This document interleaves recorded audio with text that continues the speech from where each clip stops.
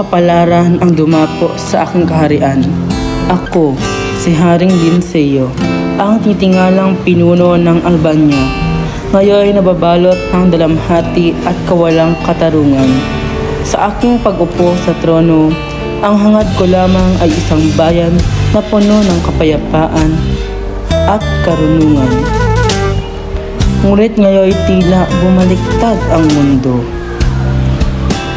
Bakit ganito ang sinapit ng aking kaharian? Sa ilalim ng aking pamamahala, ipinangako kong igagawad ang hustisya at kabutihan.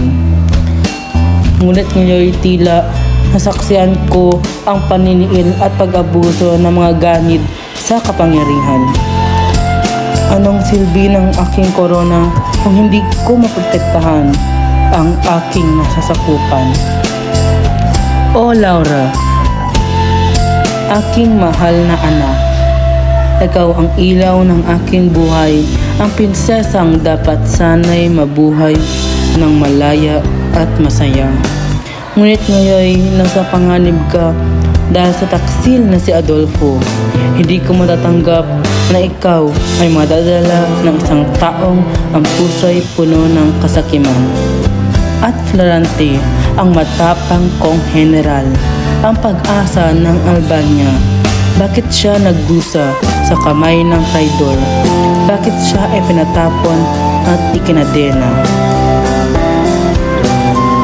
Sa kagubatan, hindi ko inakalang ang isang taong naglingkod ng tapat ay magiging biktima ng panininglang at inggit.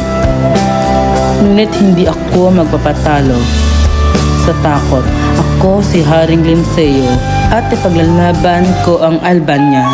Hindi ko hahayaang magtagumpay ang kasamaan sa bawat pagluha ng aking bayan. Isang bagong alab ang nag-aapoy sa aking puso. Ako'y hindi susuko hanggat may hinihinga pa ako. Mananatili akong hari ng katarungan at katotohanan.